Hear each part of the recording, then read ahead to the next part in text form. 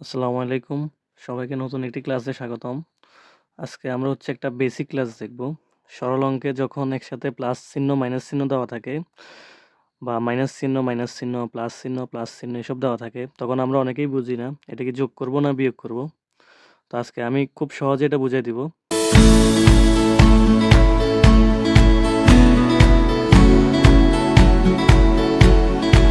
তো আমাদের প্রথম একটা নিয়ম হচ্ছে, যদি দুই জায়গায় একই রকম চিহ্ন থাকে, একই রকম চিহ্ন থাকলে আমরা এটা যোগ করব।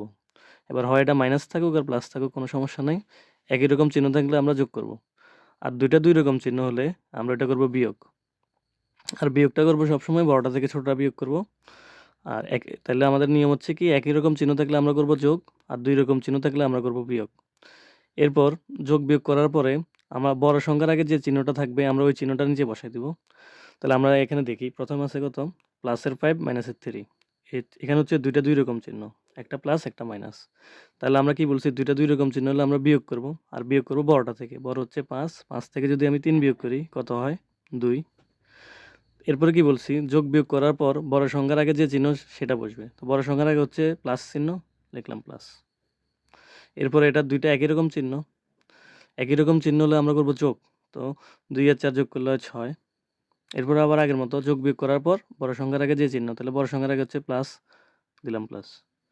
এরপরে আবার এখানে দেখেন দুইটা দুই রকম চিহ্ন, দুইটা দুই রকম চিহ্ন হলে আমরা কি করব, দুই রকম চিহ্ন হলে বিয়োগ। তো 7 থেকে 5 বিয়োগ করলে হয় 2। এরপরে হচ্ছে বড়টার আগে যে বড় সংখ্যার আগে যে চিহ্নটা থাকে ওটা, বড় সংখ্যার আগে হচ্ছে মাইনাস, তো দিলাম মাইনাস।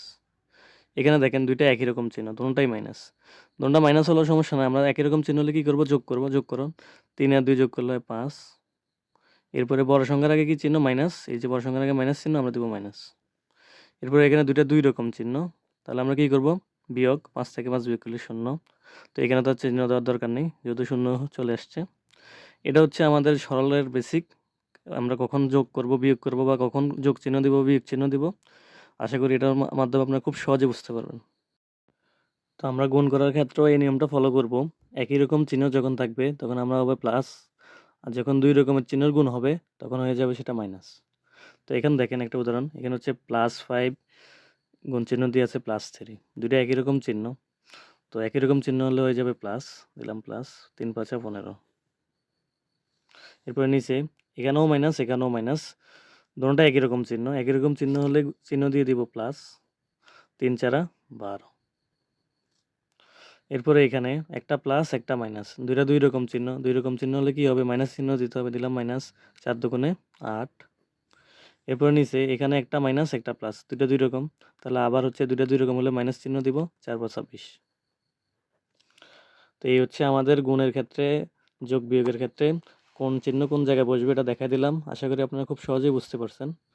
তো ক্লাসটা বুঝতে পারলে অবশ্যই আমাকে জানাবেন। ধন্যবাদ।